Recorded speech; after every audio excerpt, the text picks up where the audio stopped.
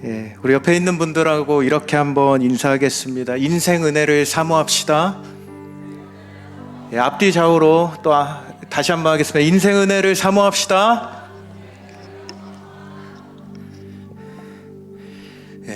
여러분, 오늘 인생 제목이 뭐죠? 제가 제목을 까먹었네요. 인생 마라 인생 엘림이란 제목으로 여러분과 함께 말씀을 나누려고 하는데요. 신명기 1장 31절에 보면 우리가 사는 인생에 대해서 이렇게 표현하고 있습니다. 우리 같이 한번 읽어보겠습니다. 신명기 1장 31절 시작. 광야에서도 너희가 당하였거니와 사람이 자기의 아들을 낳는 것 같이 너희의 하나님 여호와께서 너희가 걸어온 길에서 너희를 안으사 이 곳까지 이르게 하셨느니라 하나. 아멘. 여러분, 우리 인생이 어떤 인생이라고 말씀합니까? 하나님께서 안고 가시는 인생이다 라고 선언하고 있다는 거예요. 그런데 여러분, 하나님이 안고 가시는 인생은 과연 무슨 인생인가?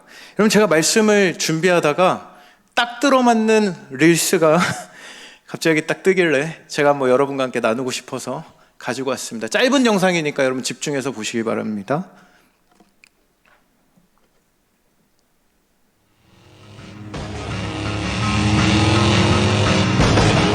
How you doing? You alright back there? Jesus, you're going the wrong way! You just rest. It's all in your control. I am the way.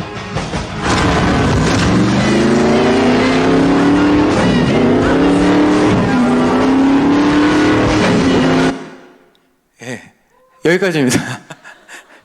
설교 준비하다 갑자기 이게 떠가지고 뭐야 이러고 봤는데 제 설교랑 너무 연결이 잘 돼서 제가 한번 가지고 와봤는데요. 여러분, 주님과 함께 이 한 차에 탄 인생이 결코 편하고 순탄한 인생만이 아니라는 것을 우리에게 보여주고 있는데요. 여러분, 저는 오늘 본문을 통해서 하나님의 놀라운 구원 이후에 펼쳐지는 인생길 위에 나타나는 상황과 현실을 함께 살펴보면서 우리의 삶에 함께 대입해보는 시간을 갖기를 원하는데요. 오늘 말씀은 홍해의 도하 직후에 일어난 사건을 배경으로 하고 있습니다. 여러분, 이스라엘 백성이 애굽에서 몇 년 동안 노예 생활을 했죠?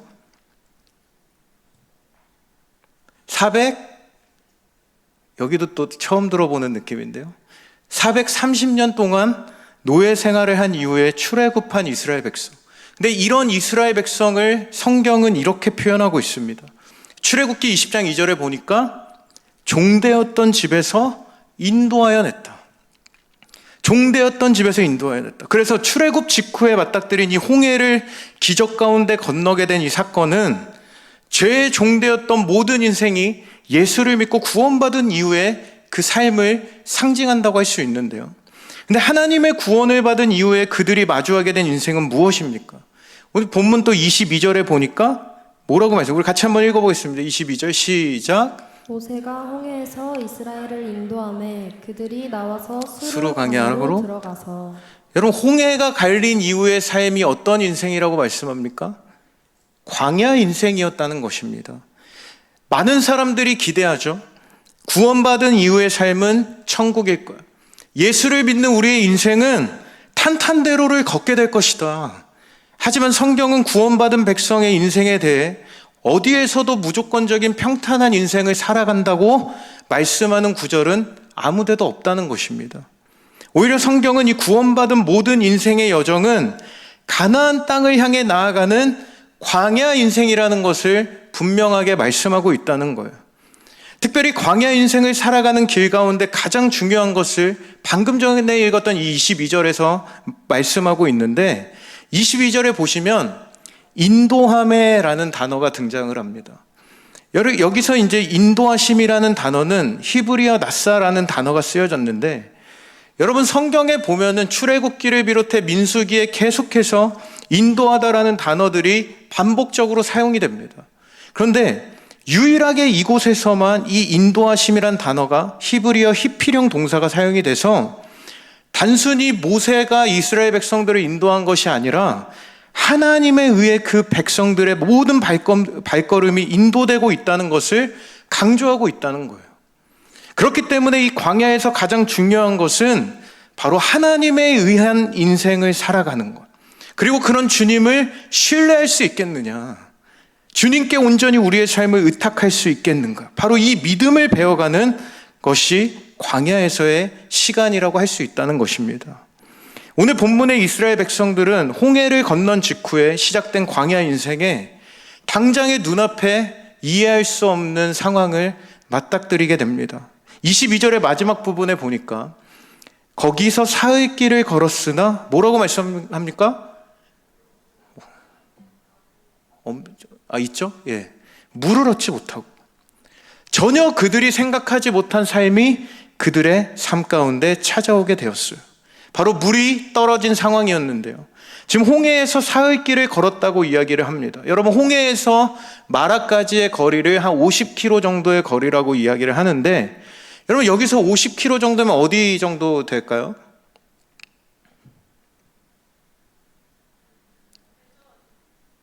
거리 감각이 없으신 건 아니죠? 제가 이럴 줄 알고 카카오맵에 찍어봤더니 홍대까지 거리가 한 20km 정도 되더라고요. 그래서 카카오맵에서 걷기를 찍었더니 5시간 정도 걸린다고 나오더라고요. 그러면 이제 50km면 대충 몇 시간 정도 걸린다는 얘기예요? 네? 100시간이요? 죄송합니다. 저희 일청년부가 좀 산수를 못해서 12시간 정도 걸어가면 나오는 길이었다는 거예요. 아주 먼 거리는 아니었지만 출애굽한 백성들의 숫자가 몇 명이었습니까? 노인과 어린아이들을 포함해 200만에 이르는 사람들이 민족 대이동을 하고 있는 상황이었습니다. 여러분, 당시의 광야는 지금도 마찬가지겠지만 닦여진 도로도 없었고, 오늘날에 여러분이 신고 있는 에어맥스 같은 아주 좋은 운동화가 있는 것도 아니었습니다. 여러분, 요새 우리 청년부에서 밤마다 되지도 않는 러닝을 하겠다고 열심히 운동들을 하고 있는데, 어떤 친구는 살을 빼서 연애를 하고 싶다는 둥, 이해할 수 없는 이유를 대면서 열심히 지금 운동을 하고 있어요. 얼마나 갈지 모르겠는데. 그런데 이런 좋은 운동화를 신고 뛰었는데 다음날 발목이 아프다는 거예요. 그럼 뭐예요, 여러분? 얼마나 운동을 안 했으면? 그럼 이 친구들이 당시처럼, 여러분 옛날에 이 시대에는 어떤 신발을 신었습니까? 거의 남학신 같은 그런 신발을 신었겠죠. 여러분, 그런 신발에 맨발로 뛰면 어떻게 된다는 거예요? 관절이 다 나간다는 것입니다. 근데 여러분, 이 백성들은 지금 이 광야라는 길을 인생에 처음 경험하는 길이었고 험난한 길과 환경이었기 때문에 그들의 걸음걸음이 굉장히 쉽지 않았다는 거예요. 햇볕이 내리쬐는 광야를 걸어가면 쉽게 에너지의 고갈의 위기가 찾아올 수 있는 상황이기 때문에, 여러분, 그렇게 더운 한여름에 뭐가 가장 필요합니까? 에어컨이라고 할 줄 알았는데 물이 가장 필요하죠. 생존에 있어서 필수적으로 필요한 존재가 바로 물이었습니다. 하지만 애굽에서 그들이 챙겨왔던 물, 식량, 그들의 가죽 부대는 점점 가벼워지면서 함께하고 있는 노인과 자녀들, 어린아이들, 가축까지 갈증을 호소하고 있는 이 상황이 얼마나 그들에게는 고통과 같은 상황이었을까요? 사방을 둘러봐도 오아시스는커녕 단 한 모금의 물조차 찾아볼 수 없는 이 광야의 길은 그들을 혼란과 두려움의 연속으로 몰아넣고 있는 상황이었습니다. 근데 여러분, 지금 본문을 잘 보시면 바로 오늘 읽은 본문 직전에 20절에서 21절에 보면은 무엇을 하고 있습니까? 우리 같이 한번 읽어보겠습니다. 시작. 아론의 누이 선지자 미리암이 손에 소고를 잡음에 모든 여인도 그를 따라 나오며 소고를 잡고 춤추니 미리암이 그들에게 화답하여 이르되 너희는 여호와를 찬송하라. 그는 높고 영화로우심이요 말과 그 탄 자를 바다에 던지셨음이로다 하였다. 여러분, 뭐 하고 있는 거예요? 하나님을 찬양하고 있었다는 겁니다. 홍해에서 건지신 하나님을 신뢰한다고 전능하신 주님을 찬양하고 있었어요. 근데 오늘 본문에 보면 22절에서 24절에 뭐라고 합니까? 사흘 길을 걸었으나 물을 얻지 못하고. 사흘 길을 행하였다는 표현이 여러분 히브리어에서 와우 용법이 사용돼서 이 찬양의 기쁨과 하나님께 드리는 그 찬송을 하면서 바로 광야로의 행군이 시작되었다는 것을 우리에게 말씀해 주고 있어요. 근데 홍해에서 마라까지 사흘 길이라고 표현하듯이 여러분 지금 오늘 본문에서 하나님을 찬양하고 있던 그 이스라엘 백성들이 그들의 입술에 원망으로 바뀌어지는데 정확하게 며칠이 걸렸다는 것입니까? 사흘이 걸렸다. 여러분 사흘이 며칠이에요? 이 청년분 다 설명을 해줘야 됩니다. 여러분, 죄송합니다. 3일이 걸렸다는 거예요. 하나님을 찬양하던 그들의 입술이 원망까지 정확하게 사흘이 걸렸다는 거예요. 예배의 감격에서 영적인 침체까지 사흘이 걸렸다는 거예요. 드디어 홍해의 기적을 통해 과거의 모든 종된 삶을 지워버리고 행복한 인생만이 펼쳐질 줄 알았는데, 탄탄대로가 있을 줄 알았는데 인생의 가장 중요한 물이 결핍되어진 인생이 되어버린 겁니다. 그렇게 구원의 감격과 기쁨과 감사로부터 영적인 고갈에 이르기까지 정확하게 3일 만에 이러한 상황을 직면하게 되었다는 거예요. 심지어 그렇게 인도하심을 따라 걸어왔는데 하나님의 말씀에 순종하여 걸어온 길에 도착한 지점에서 얻게 된 물은 그들이 마실 수조차 없는 쓴물이었다는 것입니다. 사랑하는 여러분, 오늘 이스라엘 백성이 직면하고 있는 이 대혼란과 같은 상황은 우리가 예수님을 믿고 믿음의 여정을 걸어가고 경험하고 겪는 상황들과 굉장히 흡사하다는 것을 우리는 기억하셔야 됩니다. 예수를 믿고 구원받은 인생을 여러분 살아가고 있습니까? 아무도 아멘 안 하시네요. 다시 한번 질문하겠습니다. 예수를 믿고 구원받은 인생을 시작하셨습니까? 근데 여러분이 기대하는 신앙생활의 효과, 하나님께 기도하며 인도하심을 쫓아갔던 결과가 광야이고 마라의 쓴물이라면 여러분은 하나님께 어떠한 고백을 드리시겠습니까? 하나님을 원망하시겠습니까? 하나님을 찬양하시겠습니까? 순종하여 시작된 인생의 걸음 가운데 완벽한 인도하심이라 믿고 걸어가던 우리의 삶에 시련이 찾아올 때 우리들은 그 마음의 심각한 믿음의 혼란과 혼선이 찾아온다는 거예요. 그리고 그렇게 찬양하며 고백했던 믿음의 고백은 순식간에 무의미한 것으로 바뀌어버린다는 것입니다. 여러분, 이번 우리가 선교를 여름에 은혜롭게 다녀왔어요. 또 곧 있을 수련의 은혜 가운데 다녀오게 될 것입니다. 늘 성령의 충만함을 이 예배를 통해 경험하게 돼요. 하지만 그렇게 우리는 하나님께 감사와 찬양을 올려드리지만 우리는 일상으로 돌아와 3일이 지나지 않아 문제를 마주하고 원망하는 인생, 그것이 바로 우리들의 인생이라는 것입니다. 그렇다면 왜 하나님은 홍해의 기적을 그들에게 보여주신 후 마라의 쓴물 가운데로 인도하셨는가? 왜 쓴물을 그들에게 주셨는지를 함께 한번 살펴보기를 원하는데요. 지도를 한번 띄워주시겠습니까? 지도에 보시면, 여러분 저기 보시면 맨 위에 초록색 길이 있고 중간에 보라색 길이 있고 아래에 빨간색 길이 있죠. 이제 곧센 땅을 떠나서 가나안에 이르기까지 다양한 길이 존재했습니다. 이제 실제 가장 짧게 도달할 수 있는 길이 맨 위에 보이시는 초록색으로 그려진 선입니다.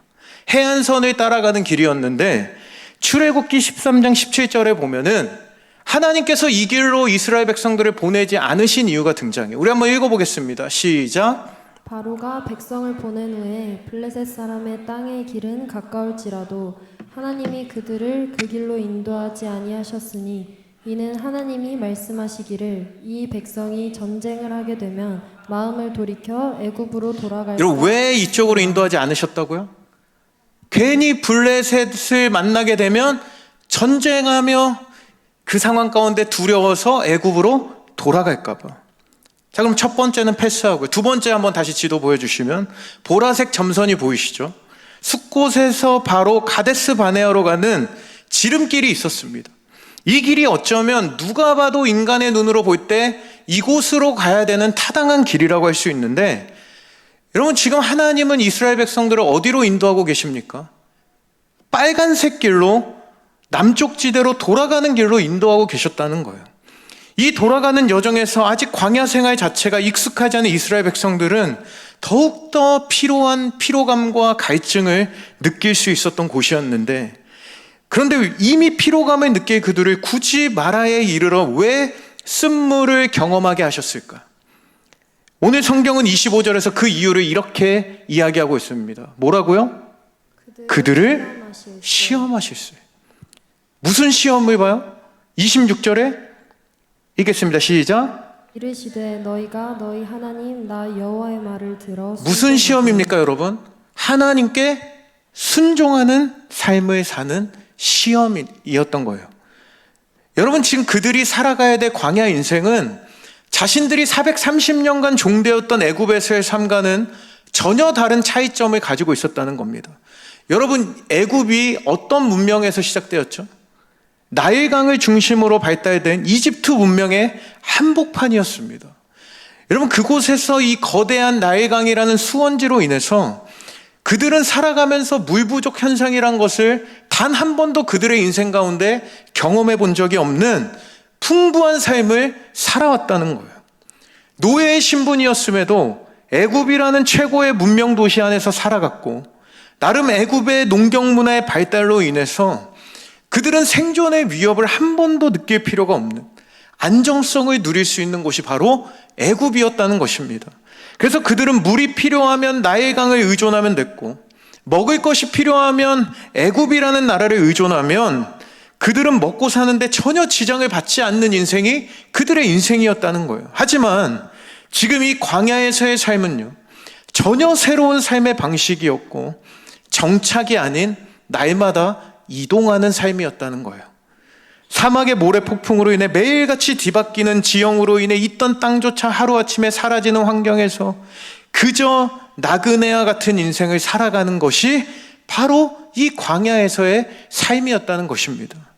애굽에서 갈증을 느낄 때마다, 물이 없어서 목마름을 느낄 시간조차 경험해 본 적이 없었다면, 그들이 살아가야 될 광야는 늘 물이 없어 목마름을 느껴야 했을 뿐만 아니라 그들의 갈증을 해갈시켜줄 연못을 찾았음에도 그곳에서 얻을 수 있는 것은 뭐예요, 여러분? 마라의 쓴물뿐이었다는 것. 여러분, 이것은 무엇을 의미하고 있는 것일까요?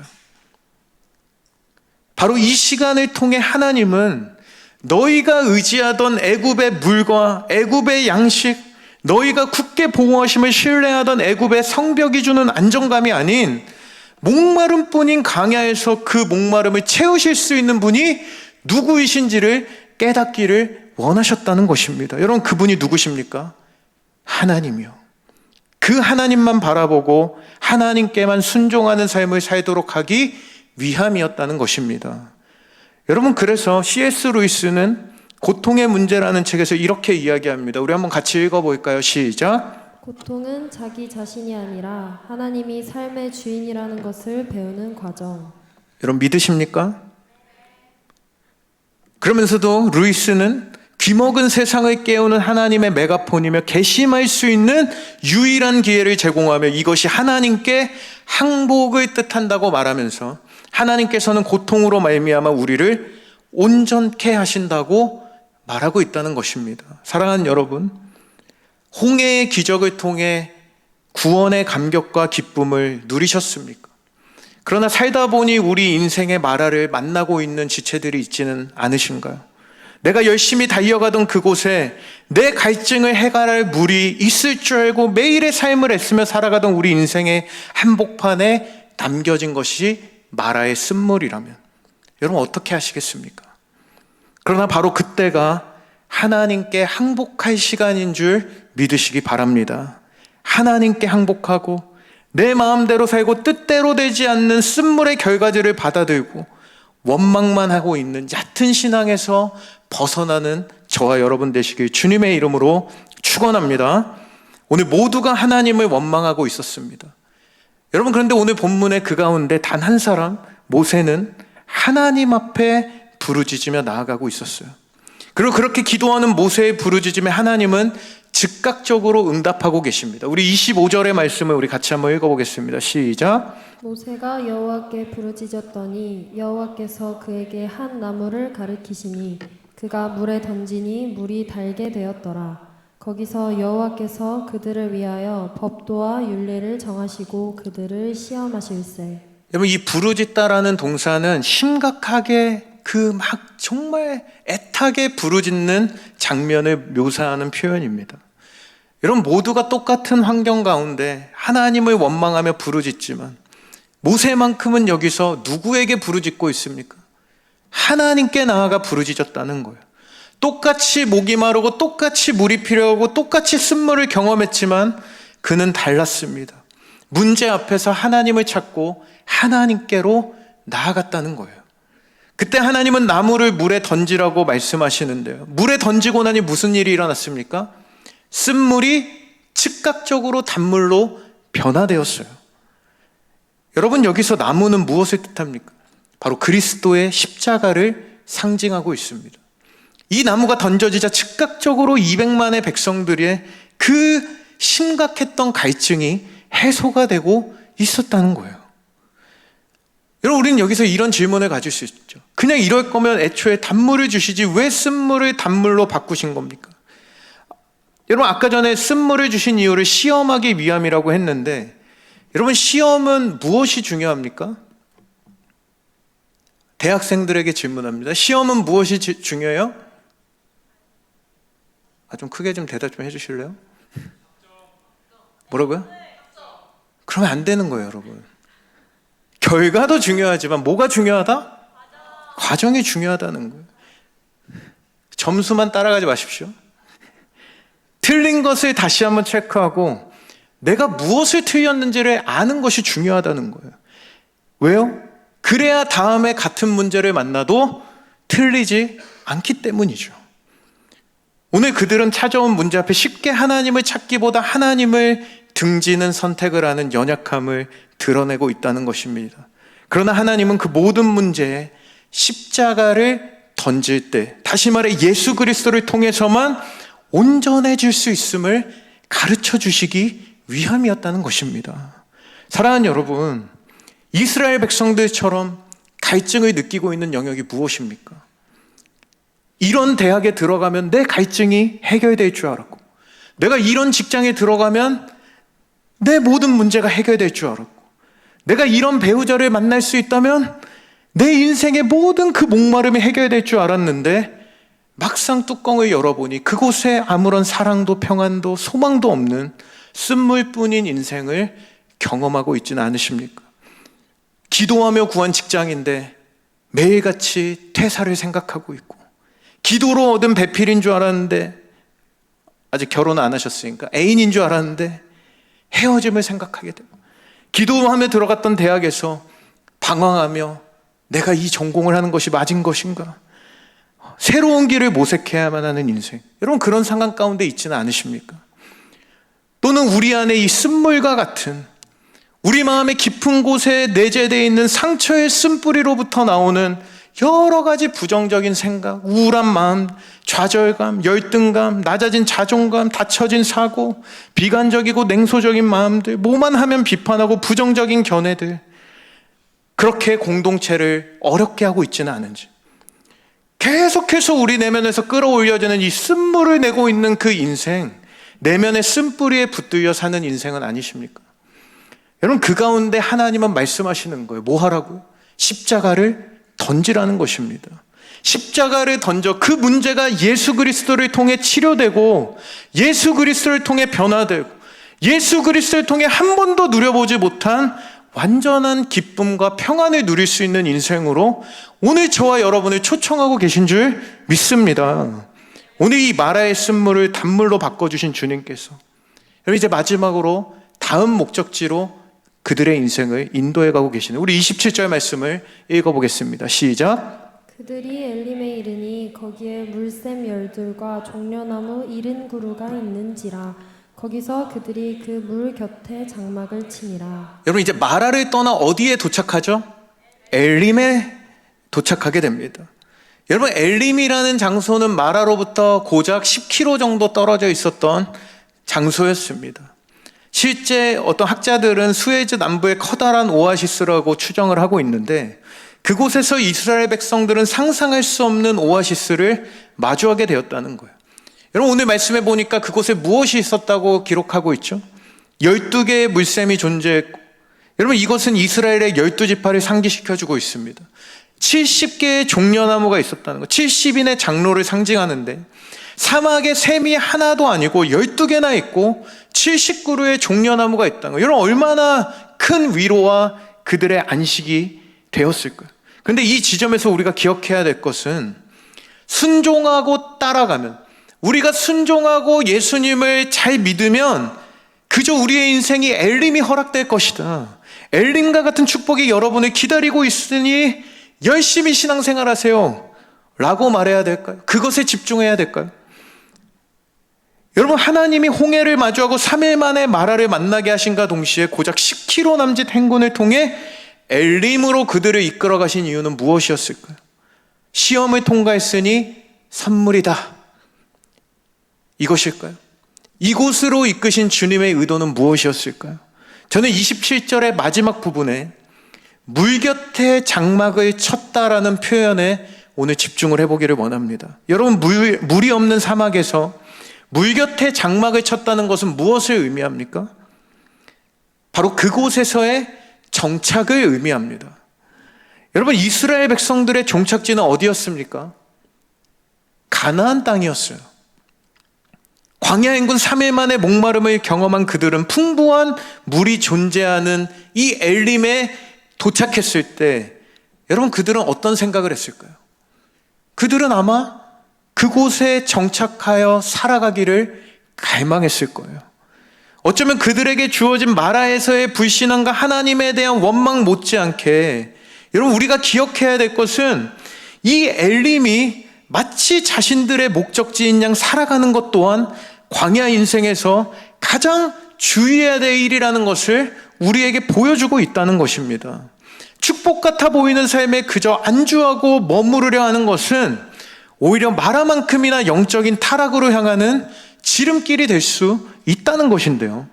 하나님께서 이끄시는 가나안으로 향하는 이 광야 여정에서 가장 중요한 것은 광야에 자신들의 장막을 치고 정착하는 삶이 아닙니다. 안정을 추구하고 안주하는 인생이 아니라 하나님의 인도하심을 따라 장막을 치며 잠시 그곳에 머무는 순간마다 뭘 해야 되는 거예요? 제단을 쌓고 하나님을 예배하는 것이었어요.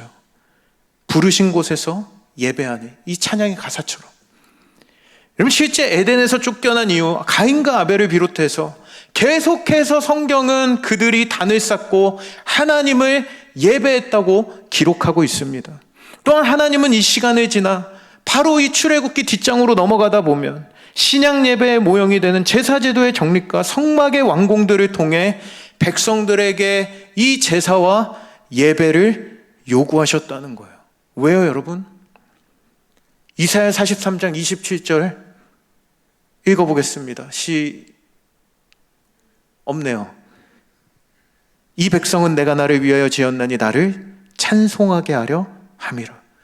이 땅에 우리를 보내신 목적을 이루시기 위해. 사랑하는 여러분, 오늘 이 말씀을 한번 정리해 보려고 합니다. 여러분의 인생은 어디에 머물러 있습니까?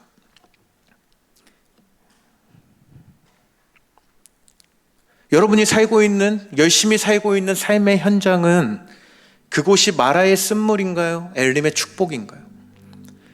어떤 사람들은 고난의 한복판에 살아가고 있을 수도 있고, 어떤 사람들은 지금 너무 잘 되고 내가 바라고 원하던 것들이 이루어져서 기쁨 가운데 있는 사람들이 있을 수도 있을 것 같습니다.